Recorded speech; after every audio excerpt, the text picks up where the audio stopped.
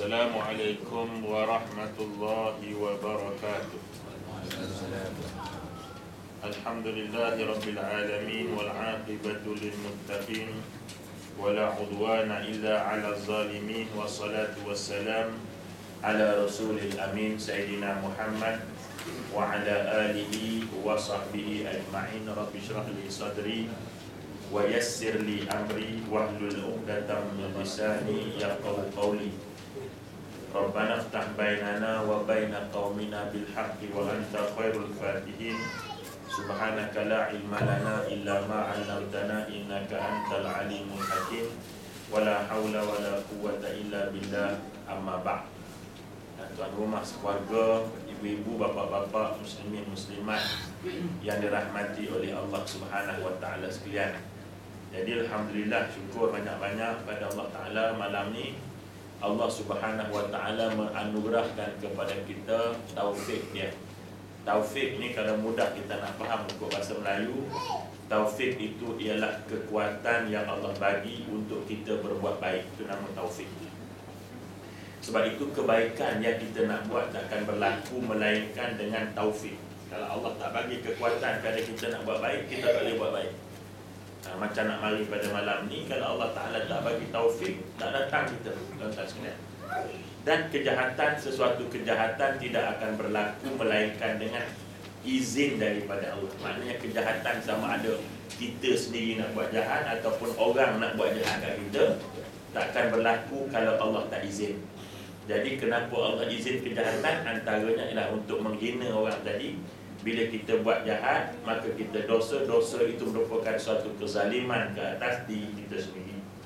Baik, insya-Allah tuan-tuan sekalian, alhamdulillah juga kita bersyukur pada Allah Taala kerana walaupun nampak pada majlis kita ni ialah majlis ilmu saja, tetapi pada hakikatnya dia boleh memberikan banyak manfaat, sama ada ketika kita hidup, ketika hampir mati, ketika dalam kubur dan kita menghadap Allah Taala. Empat sekali, 4 in 1.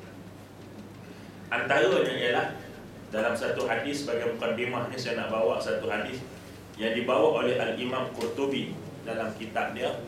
Dia bawa bahawa Nabi SAW bersabda bahawa bila matinya anak Adam ni, bila hampir matinya anak Adam, maka akan datanglah 2 ekor syaitan akan duduk di belah kanan dan kiri dia.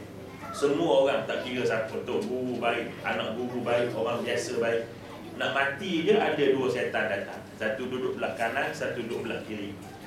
Yang mana kedua-dua syaitan ini dia akan menyamar orang yang kita sayang. Seorang menyamar pada bapa kita, seorang menyamar pada mak kita, menghasut kita agar meninggalkan Islam. Jadi bagaimana nak menghalau 2 syaitan ini? Syaitan ni kita boleh halau syaitan ni. Ya, antara dia pertama iaitulah bila kita dikunjungi oleh para malaikat Allah Taala. Malaikat datangnya larilah, macam boleh mari, larilah penyambut. Jadi macam itulah maknanya bila malaikat datang banyak, syaitan larilah. Tetapi bagaimana nak mengundang kedatangan malaikat ni? Dia bukan undang-undang pakai kad liputan, ya, iaitulah bila kita banyak mendampingi mereka ketika di dunia ni. Di dunia ni kalau kita dampingi malaikat selalu, maka bila kita nak mati, malaikat dah kat kita kroni dia. Maka dia pakai, orang panggil beramai-ramai dah. Maka bila malaikat datang, maka larilah syaitan tadi ni. Jadi antara perkara yang mengundang ataupun pendampingan malaikat ialah majlis ilmu kita ni lah. Malaikat tu ada belakang kenal kita muka belakang. InsyaAllah tuan-tuan sekalian, dia akan berikan manfaat yang banyak. Dan insyaAllah hari ini kita sambung masih pada bab yang kedua, saya mestilah Muslim dari sudut ibadah, iaitulah nombor 4. Kita dah sebut pada bulan lepas bahawa bagi memastikan ibadah kita itu benar-benar diterima, benar-benar sahih, yang pertama kita mestilah beribadah, ibadah itu mempunyai hubungan dengan Tuhan dia sembah. Itu satu, ya. Maksudnya apa maksud saya mesti memastikan ibadah saya mempunyai hubungan dengan Tuhan? Maknanya kita beribadah itu memang dengan jasad kita dan roh kita. Sebab kadang-kadang kita beramal jasad saja. Sebab itu kita tak seronok. Kenapa kita tak seronok sembahyang, tuan-tuan? tak seronok semayang. Asal semayang nak cepat. Kenapa kita tak seronok baca Quran? Asal baca Quran kira. Tahu kira? Habis muka kira. Habis muka kira. Kenapa kira? Sebab nak cepat tu. Kenapa nak cepat? Sebab kita beramal hanya pada jasad, tidak pada roh. Sebab itu, kalau kita ambil contoh muka surat 31. Jadi, sebagai contoh bila kita nak solat. Nak solat bagaimana kita nak panggil roh tadi. Bukanlah roh ni tu lari keluar, tidak. Masa solat tu kita roh, kita tak ikut sama. Jadi antara kaedah dia macam mana kita nak disebut dalam kitab tasawuf sebagai hudurul qalb, menghadirkan hati kita. Pertama sekali kita mesti bersedia ketika nak buat solat. Maknanya kalau zuhur 1.30, 1.25 tu kita dah buang segala-galanya, duduk di tempat semayang tu tunggu waktu azan. Ini maknanya huduril qalbi, cara nak memanggil apa tu kita punya hati kita dalam beribadah. Jadi kita dah tinggal dah seminit 2 atau 2 minit sebelum nak solat, kita dah prepare dah, duduk betul-betul dah. Dah buang dah meeting, dah buang semua bola, buang lakon. Barulah tuan-tuan sekalian, baru kita hadir qalbi tadi hadir. Yang kedua, bila dekat nak angkat takbir, kena merasa diri kita ni berdosa. Kena merasa diri kita berdosa, dengan harapan solat inilah yang akan penghapus dosa kita. Dan yang ketiga ialah cuba kita mendengar bacaan yang kita baca. Sebab itu kita kena baca jangan terlalu kuat. Kalau terlalu kuat, kita tak usaha nak dengar. Kalau tak bunyi langsung, kita pun tak usaha nak dengar. Itu sebab jadi hati kita melayang. Tapi bila kita baca sederhana, sekira-kira telinga boleh dengar, maka kita akan usaha nak dengar bacaan. Usaha nak mendengar itulah yang akan menolak kelalaian ketika solat. Tuan-tuan cubalah tengok. Tuan-tuan baca tak kuat, tapi dalam masa yang selama telinga usaha nak dengar bacaan tadi. Kalau baca kuat, kita dia lalai. Alhamdulillah, lalai. Sebab kita tak usaha nak dengar. Tapi bila kita baca, telinga nak usaha dengar itulah dia akan memfokuskan untuk solat. Macam kita lah, kita duduk dalam majlis kan, ada orang mengumpat, kita nak pasang telinga. Orang biasa lagi, dia boleh fokus. Macam tu lah, kita nak semayang macam tu lah. Jadi bila kita dengar tak dengar itu, barulah dia ada fokus. Baik, itu maksudnya yang amalan kita itu mesti dekat dengan. Yang kedua, saya mestilah melakukan ibadah dengan penuh khusyuk, sehingga saya dapat merasai kelazatan dan kemanisan, malah mendatangkan kekuatan untuk berterusan mengerjakan ibadah. Sebab apa kita tak seronok nak sembahyang tadi, nak puasa, nak apa? Sebab apa? Sebab kita hanya beramal pada jasad, tidak pada roh. Okey, sebagai contoh lah kita ambil sebagai contoh. Ya. Kita doa minta ampun dengan Allah dalam solat zuhur. Sedih tak? Sedih. Dalam solat asar, maghrib, isyak pun minta ampun dengan Allah. Tak sedih kan? Tapi cuba kita bangun malam, doa yang sama, minta ampun, tapi air mata kita meleleh. Sebab apa? Sebab masa tu kita tidak rasa terpaksa untuk solat. Kita yang bangun. Zuhur rasa terpaksa, asar rasa terpaksa. Itu sebab kita tidak penuh hati. Tapi bangun malam, kita yang bangun. Sebab itulah doa yang sama minta ampun, tapi kita akan menangis. Sebab apa? Hadir dengan hati kita tadi. Jadi nak hadir tadi mesti rela, bukan terpaksa. Bukan kena terpaksakan. Jadi maknanya mesti rela. Kan dia beza. Jadi kita usahalah untuk khusyuk. Yang ketiga, saya mestilah beribadah dalam keadaan hati saya merasai kehadiran Allah, membuang, melupakan kesibukan dunia dan hiruk pikuk. Tadilah kena bersedia. Bersedia memang kita nak solat dah. Bila nak baca Quran pun bersedia dah. Bukan kebetulan, bukan apa dah. Bersedia untuk beramal, maka itulah yang akan mendatangkan apa disebut nombor 3 ini, dengan hati yang merasa kelazatan. Baik, hari ini masuk keempat, bagaimana nak menjadikan ibadah kita benar-benar sahih. Saya mesti beribadah dalam keadaan sentiasa ingin menambahnya, tak merasa cukup dan tidak kenyang. Saya perlu menghampirkan diri kepada Allah dengan amalan sunat, sebagai menyahut seruan Allah dalam sebuah hadis, man ada li waliyan faqad adzantu bil harb wa ma taqarraba ilayya 'abdi bi syai'in ahabbu ilayya mimma taraktuhu alayhi wa ma yazalu 'abdi yataqarrabu ilayya bil nawafil hatta uhibba fa iza ahbabtuhu kuntu sam'ahu alladhi yasma'u bihi wa basarahu alladhi yubsiru bihi wa yadahu allati yabtishu biha wa rijlahu allati yamshi biha wa in sa'alani la u'tiyanna wa la in ista'adani la u'idanna wa ma taraddadtu an syai'in ana fa'ilu taraddudi an nafsi 'abdil mu'min yakrahul mauta wa akrahul masa'atu, rawahul Bukhari.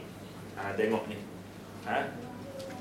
Siapa yang memusuhi kekasihku, yakni waliku. Wali di sini ialah orang yang dekat dengan Allah, bukan wali hakim. Maka aku pun akan mengisytiharkan perang terhadapnya. Siapa memusuhi orang yang dekat dengan Allah, siapa memusuhi orang yang beribadat pada Allah, Allah Ta'ala kata aku isytihar perang. Tuan-tuan, tak banyak amalan yang Allah isytihar perang dalam Quran. Pertama yang Allah isytihar perang ialah orang yang makan riba. Orang makan riba, Allah Ta'ala kata aku perang dia, habis-habislah. Beratnya riba, terus-terus. Ayat kedua ni, memusuhi orang-orang yang dekat dengan Allah, orang yang nak kepada Allah, orang yang siang malam mulai tuan-tuan sekalian, orang yang siang malam bercakap tentang agama, orang yang beramal dengan ilmu dia, tiba-tiba kita musuhi dia, maka Allah Ta'ala kata aku mengisytiharkan perang dengannya.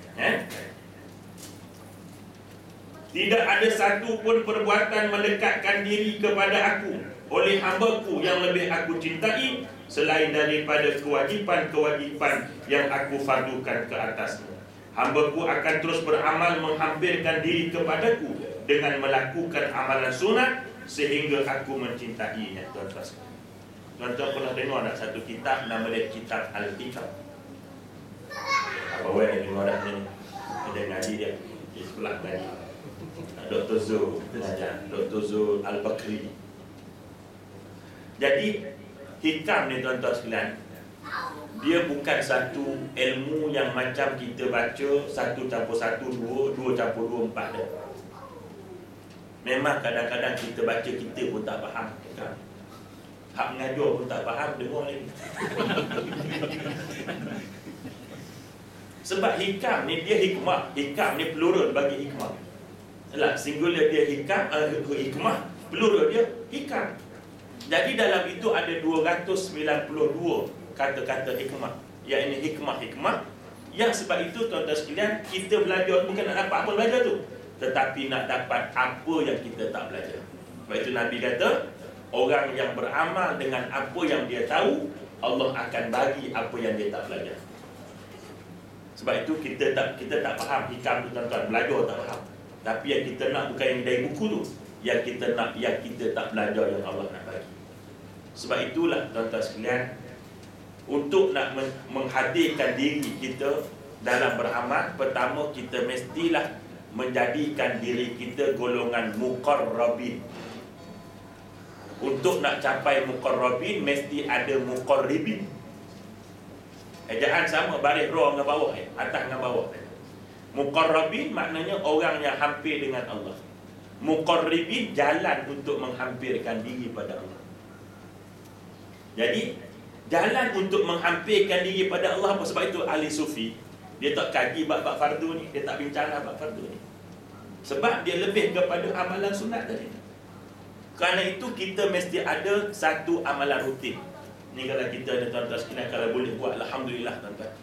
Tambah bayar umur-umur kita ni tuan-tuan sekalian. InsyaAllah kalau kita boleh buat sikit sebanyak, InsyaAllah kita akan dapat menghampirkan diri pada Allah. Seronok untuk kita beramal. Pertama sekali, tuan-tuan sekalian, jangan tinggal solat tahajud. Lepas solat fardu, Nabi kata solat yang utama selepas solat fardu ialah solat tahajud. Sebab apa? Sebab tahajud ni wajib bagi Nabi, kita tak wajib. Jadi Bila kita tak wajib, kedudukan dia tetap sama juga. Maknanya kedudukan dia duduk nombor 2, iaitu lepas solat fardu, maka qiyamul lail lah. Jadi tak payah banyak tuan-tuan. Masa rajin kita buatlah 8 ke berapa, masa malas kita buat. Yang penting buat 2 rakaat ni, tak payah bangun awal sangat tuan-tuan. Sekarang ni subuh pukul 5.47 lah ni. 5.40 tu kita bangun, sempat dah buat 2 rakaat tu. Kalau aku nak bangun pukul 5 tu, aku kenali pula. Jadi nak sebut je bahawa kita boleh bangun 5.40 atau 5.35 tu kan, untuk 2 rakaat. Jangan tinggal tuan-tuan sekalian. Jadi barulah kita akan dapat faham apa itu ikam. Yang kedua, solat yang berasaskan solat. Yang ketiga, yang jangan kita tinggal. Yang kedua yang jangan kita tinggal ialah solat witir. Rajin buat 3, malas buat 1. Malas pada tu tak adalah sembahyang. 1 buat. Jadi tuan-tuan sekalian, pukul 5.35 kita bangun 2 rakaat sampai 5.37, 1 rakaat sampai 5.40. Tunggu sebentar untuk 7 minit untuk pergi surau, pergi masjid apa. Kita dah dapat mengamalkan benda yang mesti kita buat. Ini untuk amalan rutin kita. Nah, kalau masa rajin buatlah banyak. Yang ketiga, solat yang jangan tinggal ialah duha. Sebab solat duha ni termasuk solat yang Nabi kata termasuk dalam 12 rakaat yang bila kamu buat, Allah bebaskan kamu daripada api neraka. Kalau rajin buat 8, kalau malas buat 2. Jangan sampai tak buat. Duha ni waktu panjang. Orang panggil tak ada alasan lah tak buat tuan-tuan.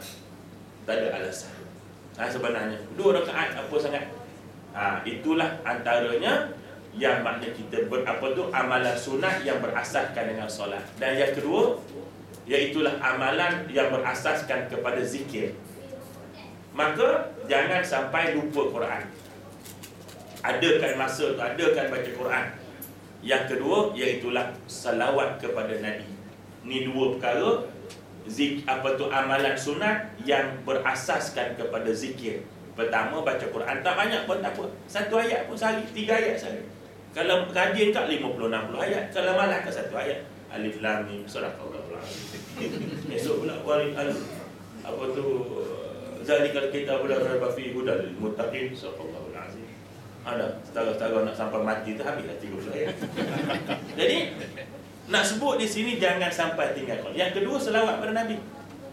Dan kalau kita mengaji ilmu sufi, tuan-tuan sekalian, antara selawat yang dituntut kita buat sekali-sekala ataupun kita boleh buat ialah selawat dikenal sebagai selawat Khadiriyah ataupun selawat Nabi Khidir dia. Selawat Nabi Khidir ni ialah sallallahu ala Muhammad. Itu selawat dia. Kalau kita selawat Allahumma salli ala Muhammad, kan?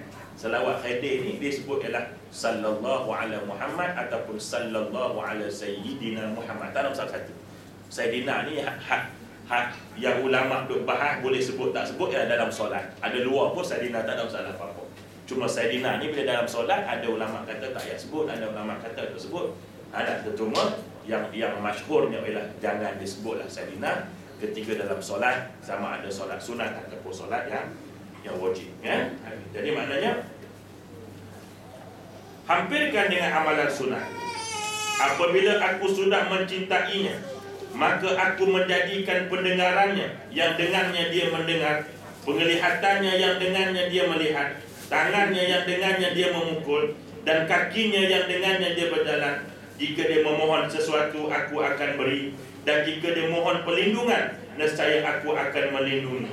Aku tak pernah ragu dan satu yang aku lakukan, seperti aku ragu hendak mengambil nyawa hamba-Ku yang mukmin, di mana dia membenci maut, sedang aku tidak suka menyakitinya. Nampak tak tuan-tuan sekalian? Hadis ni nak terang kepada kita betapa dalam kita nak beramal mesti ada perasaan nak tambah amalan kita. Tak mungkin kita boleh nak tambah amalan kalau kita tak seronok nak baca, kita tak seronok nak beramal, kan? Jadi macam mana cara dia?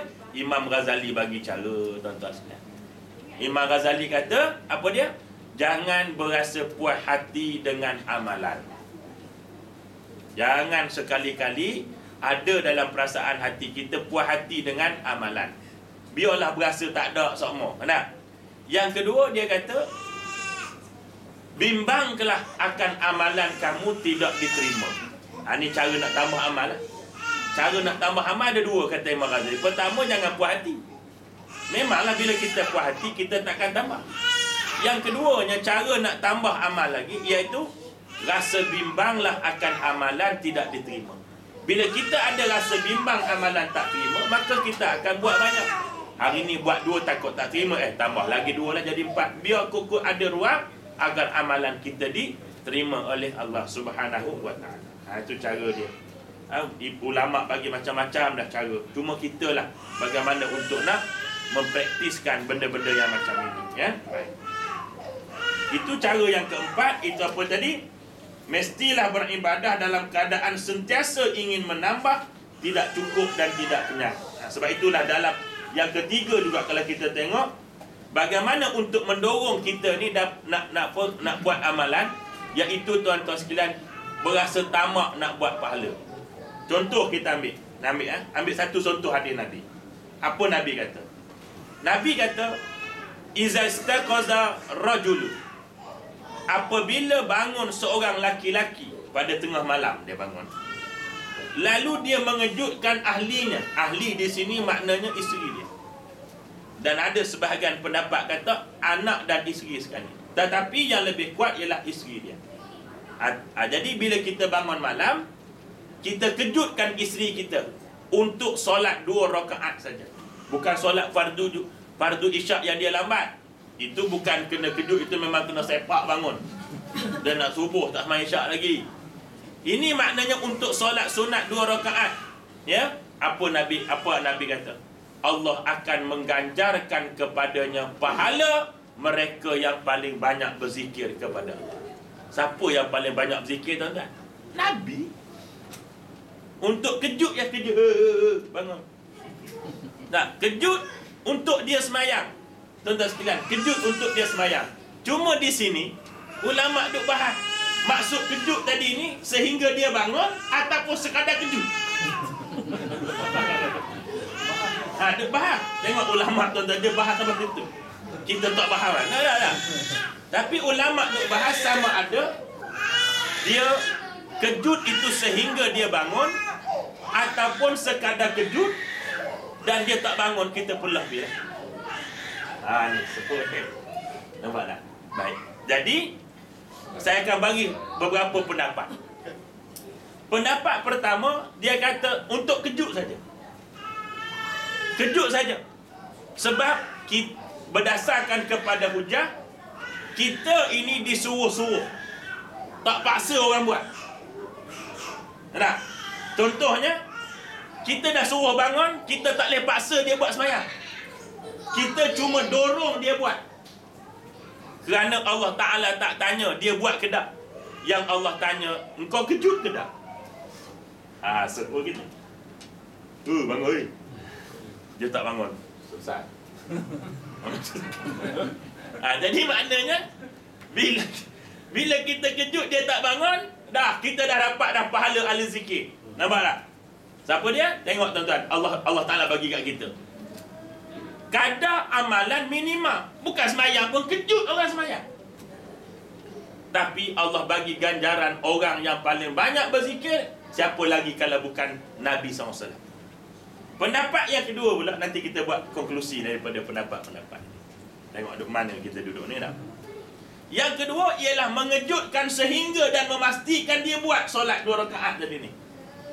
Berdasarkan kepada hujah, dia kata yang Nabi sebut tadi kejut untuk melakukan 2 rakaat. Untuk melakukan itu maknanya sehingga dia buat 2 rakaat. Itu berat sikit lah. Tak?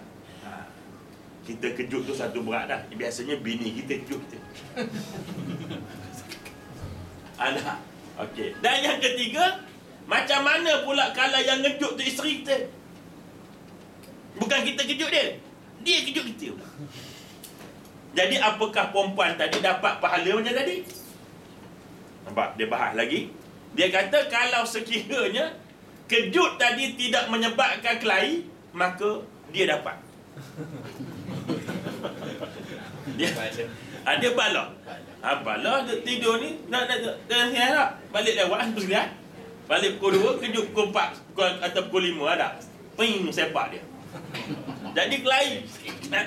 Maka tidak perlu isteri tadi kejut. Dia terus atas hujah bahawa isteri tadi ni dia tidak sebagaimana tanggungjawab sama macam suami. Suami dia kena bentuk ahli dia.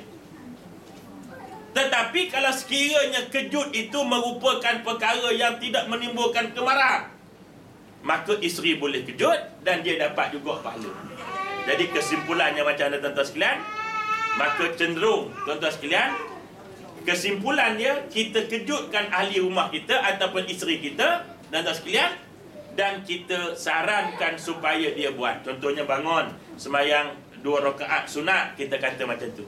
Sudah memadai untuk kita dapat pahala orang yang paling banyak berzikir. Alhamdulillah. Kalau dia bangun, kita dapat ganda lagi pahala. Dia maksud dia hurah gitu. Kalau mu kejut dia tak bangun, kamu dapat pahala satu tadilah, zikir.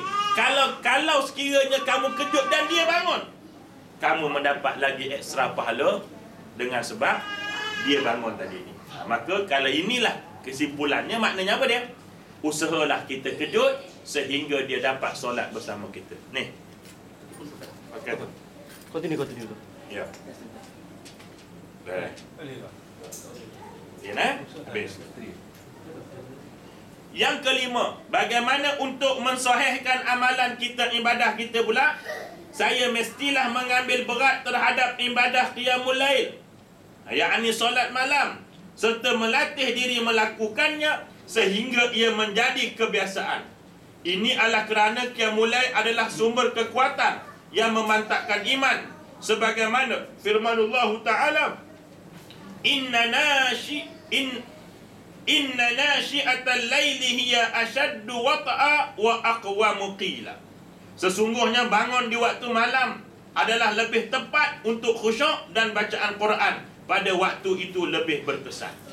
Jadi kita kena buat qiyamul lail ni sehingga jadi benda biasa.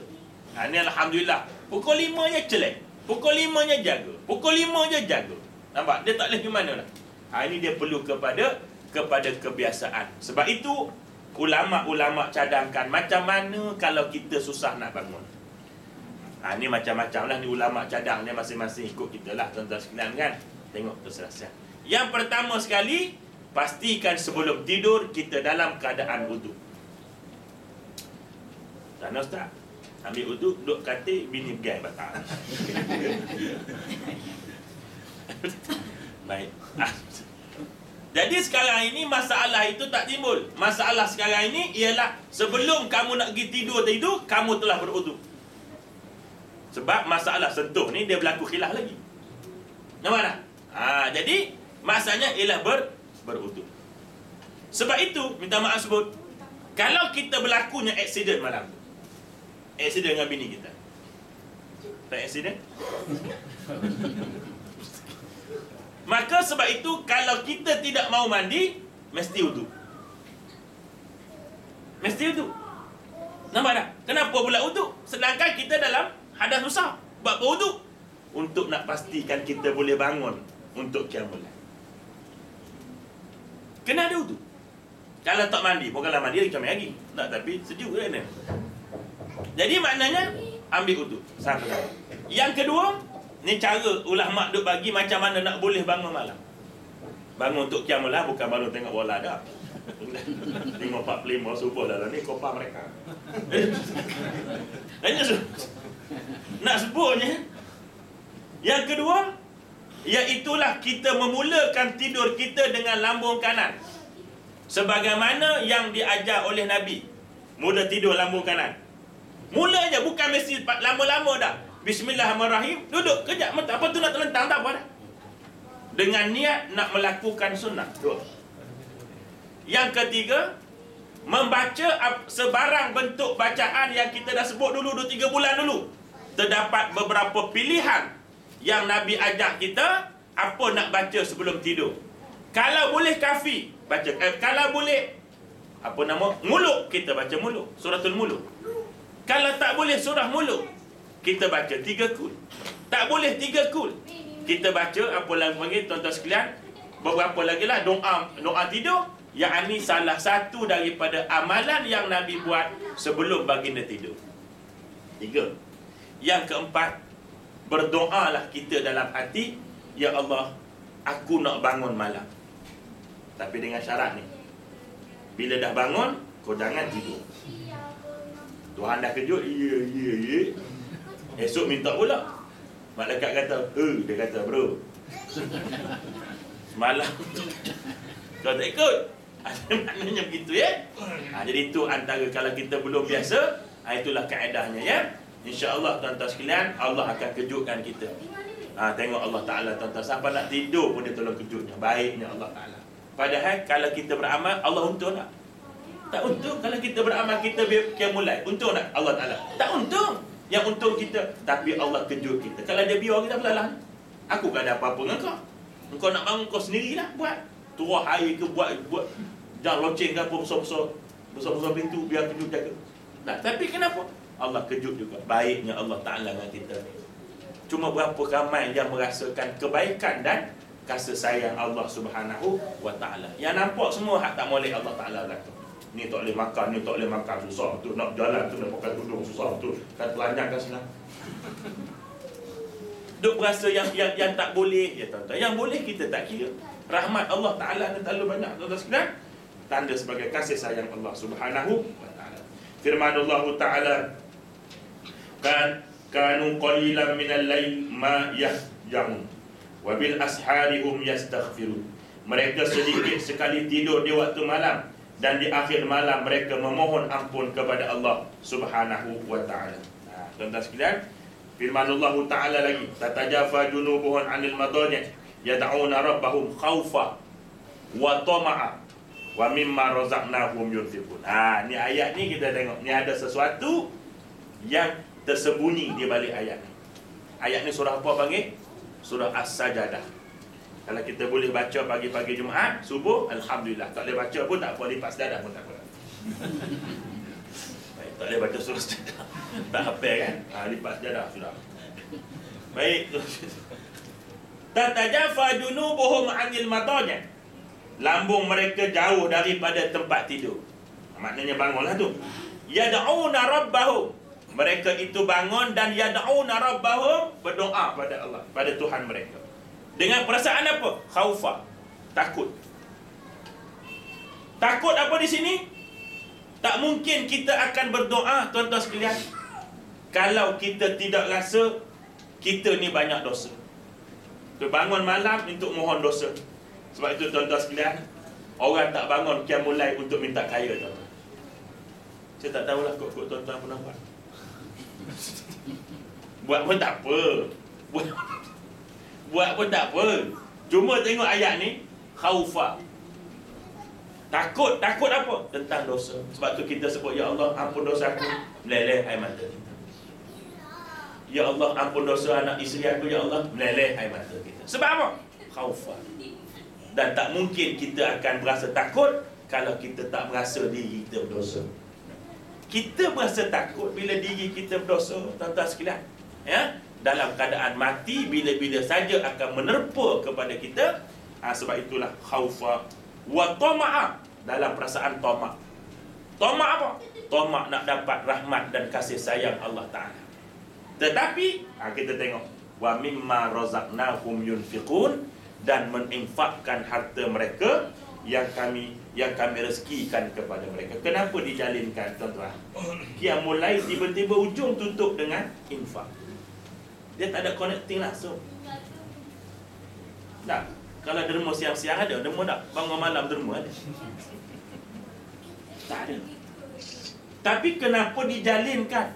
Allah tutup ayat 4, ayat 16 As-Sajadah ini, bila kamu bangun malam, berdoa dengan Allah cara takut dan tamak, dan mereka membelanjakan ataupun mereka itu menafkahkan apa yang direzekikan oleh Allah Ta'ala. Sebab apa, tuan-tuan? Baik. Pertama sekali, manusia ni dia takkan tamak dalam semua perkara. Orang yang tamak kepada harta, dia takkan tamak kepada pahala. Betul tak, tuan-tuan? Kalau dia tamak dengan harta, dia nak sedekah tak? Taubat tak nak. Sebab itu dia tak mungkin tamak dua perkara. Jadi sebab itu, kalau kau nak berasa tamak kepada pahala, kamu takkan teruskan. Yang keduanya tuan-tuan sekalian, maksud dari sini ialah orang yang tidak membelanjakan harta ke jalan Allah, sebenarnya dia agak sukar untuk boleh bangun malam bermunajat kepada Allah Ta'ala. Susah. Ini tu.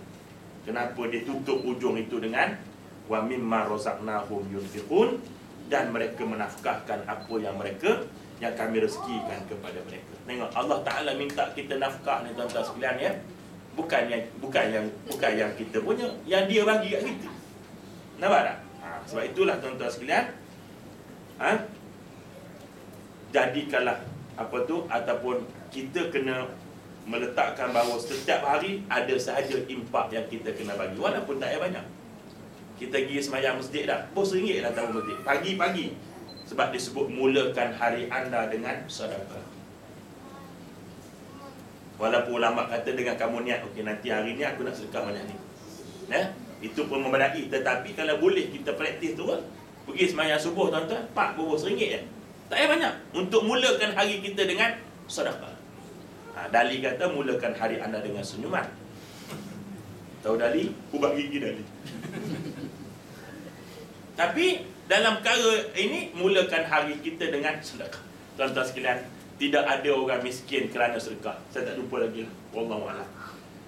Tak tahu kau tuan jumpa ya? Orang susah untuk sedekah kan? Pakcik, kenapa pakcik dia miskin? Sedekah banyak. Tak mungkin begitu. Yang ada, orang kena ikut. Allah akan ambil sekaligus, ambil kerapsi. Ataupun, bila dia menzalimi orang, tuan-tuan sekalian. Tuan-tuan, saya ada satu kalau nak kata dia tu belajar dengan saya seorang-seorang, tak, dia kadang-kadang dia datang lah. Baru dia mengadu. Dia bukan dia mengadu, dia cerita riwayat hidup dia. Yang patut kita ambil pengajaran. Dia ni sekaya-kaya manusia. Kalau saya sebut pun tuan-tuan kenal dia, suami dia ni. Tapi tak payah sebut lah ya. Dia tidak ada kena dengan kita. Saya sebut, kita kan nak tahu nama dia, bukan nak ambil pengajaran. Nama nak tahu benar, tapi kita nak ambil. Tadi dia sebut, silakan tak apalah. Dia ni dulu memang kaya tuan-tuan, memang masyarakat, memang kita kenal lah, dia orang terkenal. Jadi seri dia datang. Saya kata, lepas tu sekarang ni susah ni. Sampai terpaksa tuan-tuan bawa barang naik ke pejabat, jual balik, mula balik. Sedangkan dia dulu punya kaya. Saya kata, kenapa jadi macam ni? Isteri dia cerita.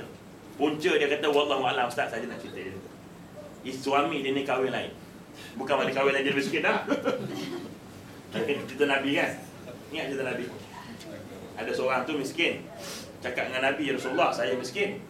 Nabi kata kahwin. Tapi dia tak paling nak tanya Nabi, ya Rasulullah, aku kan miskin, kau suruh kahwin pula. Dia tak tanya tu, sebab Nabi suruh dia buat je. Lepas kahwin seorang, ngadu Allah, aku makin teruk. Seorang aku teruk, aku kahwin teruk. Nabi kata, kahwin seorang lagi. Tapi dia ni sebab Nabi yang suruh, tak berani dia nak keri, tak berani. Kahwin dua. Lagilah teruk tuan-tuan. Akhirnya ngadu ke Nabi, ya Rasulullah, aku makin teruk. Nabi kata, kahwin seorang. Tiga. Nanti saya akan sebut status hadis ni apa dia. Dia cerita dulu. Ni kan ada ustazah susah kot. Oh bagus pula. Jadi akhir sekali sampai yang ketiga, mengadu, ya Rasulullah, aku makin teruk. Akhir Nabi kata, menikah, cukupkan kota. Akhir kahwin. Tuan-tuan sekalian, apa jadi? Keempat-empat isteri dia ni mula mikir. Dia kata, untuk lelaki kita susah weh. Dia kata. Akhirnya empat-empat mereka bergabung, tuan-tuan sekalian. Akhirnya mengusahakan perniagaan, dan dia menjadi antara penyumbang yang besar dalam dakwah Nabi SAW. Itu cerita tu kita boleh query lagi. Nabi suruh tu sebab Nabi kenal orang tu. Dia suruh. Kita mana kenal. Nak suruh-suruh tak pasal. Kita tak kenal macam mana. Nanti dia, tuan-tuan sekalian, empat isteri dia bukan cari laki, dia cari kita. Baru kau lari tak cukup tak nak yuk. Baik. Jadi punca dia apabila dikata tak apalah dia kata, tapi dia berlaku kezaliman. Dia zalimkan isteri dia dan dia zalimkan, akhirnya wallahu a'lam, dia kata saya tak tahu, tapi itulah doa saya. Dia doa. Dia kata, ya Allah, Engkau lah Maha mengetahui, tolonglah beri pengajaran kepada suami aku ni, ya Allah. Akhirnya lingkup sampai hari ini terpaksa bawa plastik supit nyek tu dia jual barang, dia masuk jabat. Mula daripada sekaya-kaya manusia. Sebab itu tuan-tuan, antara sebab kenapa manusia tarik harta kita, kerana kita menzalimi manusia. Jangan zalim siapa-siapa, tuan-tuan sekalian, jangan zalim siapa-siapa. Dan sebab itulah kita berusaha untuk kita nak melaku yang terbaik. Yang tak mampu, kita minta ampun dengan Allah Ta'ala. Allahu Akbar. Baik, jadi itu dah. Jadi yang kelima, iaitulah apa tu? Lepas tu, tu jangan ni. Rasa panjang maknanya kita seronok baca kitab. Baik. Yang keenam, saya mestilah meluangkan waktu tertentu untuk baca Quran. Nampak tak tuan-tuan? Itu sebab kita baca kitab ni. Jangan cari masa lapang untuk baca Quran, tapi kita yang berusaha melapangkan waktu untuk baca Quran. Nak harap waktu kita lapang, bila lapang tu sudah? Tu sebut sikit. Tak lapang hidup kita. Sebab itulah tuan-tuan sekalian, kita ni kenapa Nabi suruh kita gembira masuk Ramadan? Sebab apa? Bahkan Nabi kata, siapa yang bergembira masuknya Ramadan. Bulan lepas saya sebut hadis ni. Ya? Siapa yang bergembira masuk Ramadan, Allah haramkan batang tubuhnya daripada api neraka. Man fariha bidukhulil Ramadan, haramallahu jasadahu ala niran. Siapa yang bergembira masuknya Ramadan, maka Allah haramkan batang tubuhnya daripada api neraka. Tak masuk lagi Ramadan, baru gembira Ramadan nak datang, Allah dah kata batang tubuh kamu haram daripada neraka. Tapi gembira macam mana? Gembiranya macam mana termasuk dalam hadis ni? Antaranya gembira, iaitulah dia nak masuk Ramadan, seronok masuk Ramadan kerana nak merebut peluang amalan yang hanya ada dalam Ramadan dan meneruskan amalan yang dibuat di luar Ramadan ke dalam Ramadan. Sebab itu kalau boleh jangan sebut bulan puasa. Sebut Ramadan. Puasa tu sebahagian daripada tuntutan Ramadan. Kalau sebut Ramadan, sebut puasa, hal lain tak ada satu. Jadi, apa maknanya dia gembira tadi nak rebut peluang beramal hanya ada Ramadan? Apa dia? Amalannya hanya ada Ramadan. Pertama, tarawih. Bulan lain tak ada tarawih. Jangan tinggal tarawih. Apa pun jadi, gajah-gajah, hima apa, ribut petik, tsunami apa, jangan tinggal tarawih. Yang kedua, apa amalan yang hanya ada dalam Ramadan, tak ada bulan lain? Bangun sahur. Bangun sahur ni bulan lain tak sunat, tuan-tuan. Tuan-tuan nak puasa sejak Ramadan ni, tak payah puasa malam. Sebelum zuhur boleh puasa dengan syarat dia tak makan apa sejak pada terbit matahari. Kalau kau dah darah macam-macam, sarapan pagi nasi belauk, nasi daging pun 3 pinggan, ngawal tu sama order. Jadi maknanya sahur ini hanya ada dalam Ramadan. Jangan abaikan sahur. Jangan abai. Kita abai sahur kan? Sahur abai. Pesan anak-anak, makan banyak-banyak, senang, nanti tak sahur. Bukan nak kejut budak sahur. Pesan suruh makan banyak-banyak, jangan sahur. Nah, jadi itu Ramadan. Yang ketiga, tadarus. Tadarus ni bulan lain tak ada. Bulan lain ada tilawah, baca Quran. Tapi secara tadarus hanya wujud dalam Ramadan. Tadarus ni maknanya apa dia? Ada yang baca, ada yang dengar. Ada yang baca, ada yang dengar. Itu tadarus. Kalau baca seorang-seorang tu tilawah nama dia. Seorang tu nama tilawah, baca Quran. Tapi tadarus ada seorang baca atau orang dengar. Sama ada seorang mendengar ataupun seorang baca. Kenapa disyariatkan tadarus ni? Untuk memaksimalkan amalan baca Quran. Kenapa? Kalau kita baca seorang, habis 10 ayat penat. Habis Tapi kalau tadarus, kita habis 10 ayat, orang lain pula baca kan? Kita dengar pula kan? Mendengar Quran sama pahala macam orang baca. Kita baca sekali je, dengar 9 kali. Betul tak? Kalau 10 orang satu grup, baca sekali, dengar 9 kali. Kalau kita nak seorang-seorang, kena baca 10 kali. Larat baca? Tak larat. Ada. Tapi dengan tadarus, kita hanya baca sekali. Dengar 9 kali. Tapi pahalanya 10. Untuk 10 kali bacaan. Ini sebab tu tanamkan azam. Yang kedua, maknanya meneruskan amalan yang dibuat di luar Ramadan ke dalam Ramadan. Ini satu surau, ada satu surau. Saya sebut section mana? Sya'alan apa kan? Sya'alan. Saya sebut section mana. Dia tulis dekat whiteboard, semua pengajian kuliah ditunda lepas Ramadan kerana menghormati bulan Ramadan. Allah. Kata siapa lah pengurusi surau. Malang betul. Dia tulis dekat signboard, dekat whiteboard. Kalau tak tulis tu orang tak tahu kita jahil dah. Bila tulis tahu lalu jahil. Demi menghormati bulan Ramadan, semua kuliah ditunda lepas raya. Tuan-tuan sekalian, patutnya masa pahala sikit engkau boleh buat. Kenapa masa pahala banyak engkau tak boleh buat? Pelik kan? Cuma adjust lah time tu. Biasa kuliah maghrib 40 minit, Ramadan ambil 15 minit ke 20 minit. Ambil keberkatan kelas ilmu tadi, sebab kau dah buat dah. Contoh kan, sebelum nak Ramadan ni pakat pergi bersih kubur belaka. Bersih kubur semua. Dah lah Syah satu kubur je, semua suruh pergi bersih. Ahad ni suruh pening ahli kubur. Baik, baguslah tu. Tapi kenapa tidak buat satu waktu dalam Ramadan cuci kubur? Sebab amalan kita dah buat dalam Ramadan dah. Kenapa masuk Ramadan kita buat?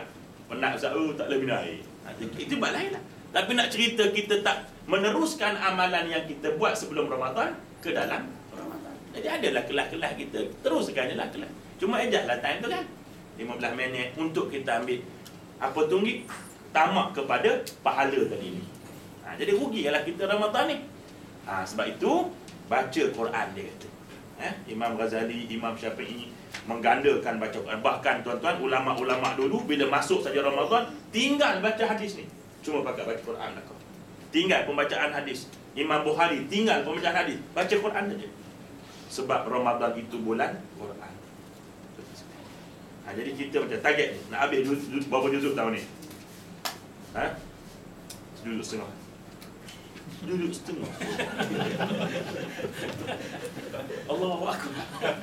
Umur kita nak mati esok lusa. Quran kita. Allahu Akbar. Ya? Nanti kita tengoklah lah. Kita boleh bincang lepas ni lah. Saya ada tertentus idea. Itu idea tuan-tuan sekalian, untuk kelas-kelas kita akan tahu kalau tahun ni bila-bila agak sesuai, kita akan mulakan untuk baca Quran. Mula-mula baca Quran. Bulan ni seorang baca. Dah banyak 10 ayat. Tapi bila dengar semua dia kira baca Quran. Jadi bayangkan kalau 10 ayat sebulan, kita dah ada 120 ayat setahun. Pada dah tu boleh dah masuk pahala. Baca Quran. Pandai gila lah. Hak nak lah, hak tak saya tak salah. Nak, jangan bakso. Maknanya paling tidak pun dia dengar orang baca Quran.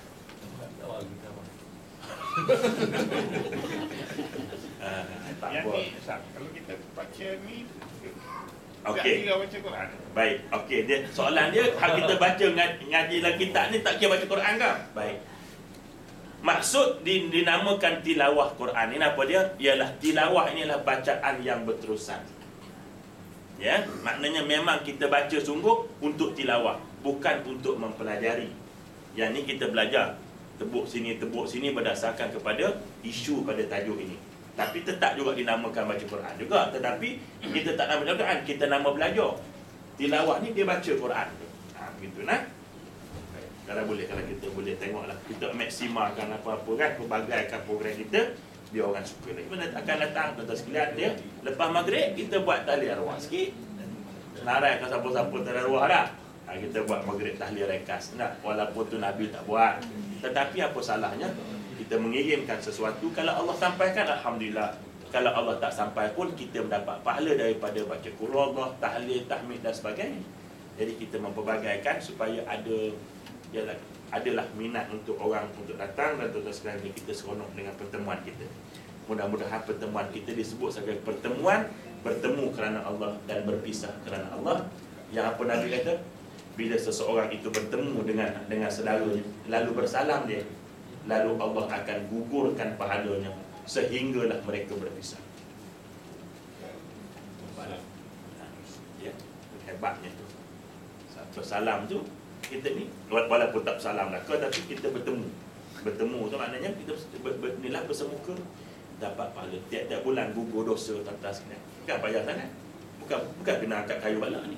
Tak, semua makan nasi. Nasi belau pula ke mana? Nasi belau boleh, nasi dagang boleh. Betul tak? Pahala boleh, dosa gugur pula. Itu pun kadang-kadang kita tak semari. Ya? Baik. Terutamanya di waktu duha. Memang. Kalau boleh waktu duha ni panjang memang. Jadi ambil waktu baca Quran waktu duha ni. Ya, letak kitab Quran atas meja kita, bacalah tuan-tuan sekalian. Ada. Yang senangnya kita bubuh Quran yang ada terjemahan. Kadang-kadang kita nak baca uzuk tak ada. Esoklah. Esok datang lagi. Esoklah sampai meninggal tak baca-baca tuan-tuan sekalian. Jadi kita ni iman lemah, kan? Iman kita lemah. Baik, tengok Allah Taala kata, "Innal Qur'anal fajri kana mashhuda."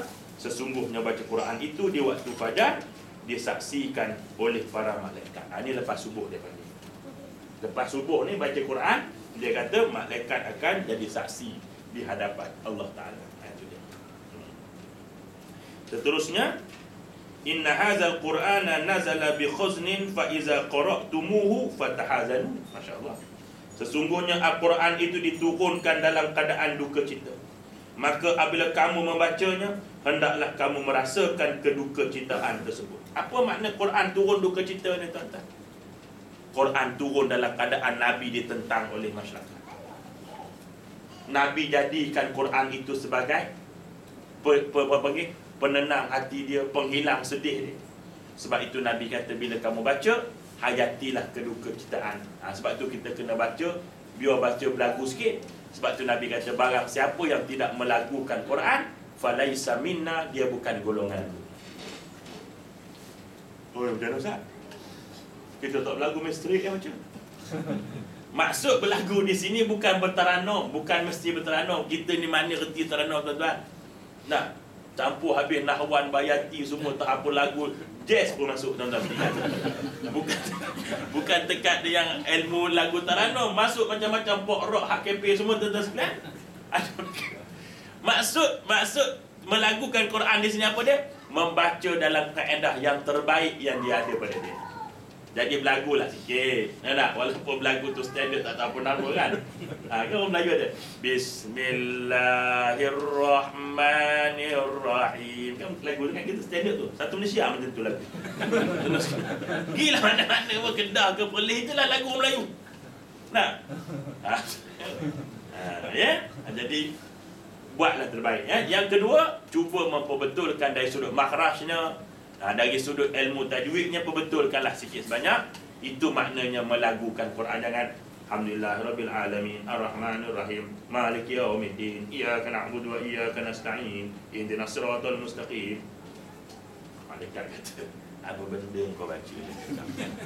Tak ada lagu langsung, lagulah sikit kan, lenggok sikit kan. Barulah seronok kita cik dengarlah. Itu maksud dia melagukan Quran, ya. Jadi yang lain-lain itu adalah tuan-tuan sekalian yang kita boleh baca, dan kita baca tengok muka surat 36 hadis yang terakhir, alaika bitilawatil Quran fa innahu nurun lak fil ard wa dahrun laka fis sama. Ini dia. Nabi sebut apa dia? Kamu wajib melazimkan dirimu membaca Quran. Maknanya mewajibkan diri kita, melazimkan, membiasakan. Kerana apa? Kerana ia adalah cahaya untuk kamu di bumi dan perbendaharaan kamu di langit. Baca Quran ini dia jadi apa dia? Cahaya di bumi. Apa maksud cahaya di bumi? Jiwa kita tenang. Manakala perbendaharaan di langit, ialah kita akan diberi pahala bila berlakunya hari kiamat besok. Bila kiamat besok, tuan-tuan sekalian, Quran ini akan datang menaungi kita. Ya, barang siapa yang membaca apa tu suratul Baqarah kan, maka pada mahsyar besok dia akan jadi peneduh kepada kita, penaung kepada kita sampailah kita masuk. Jadi sebab itu lazim-lazimlah kan kita membaca Quran. Dan saya sebut dulu bahawa barang siapa yang membaca Quran dengan niat untuk mengkhatam Quran, kalau dia mati sebelum dia khatam, sebelum jasadnya disentuh oleh manusia, seluruh malaikat akan turun menghatamkan bagi pihak mereka. Allahu Akbar, tuan-tuan sekalian. Hebatnya orang Quran ini.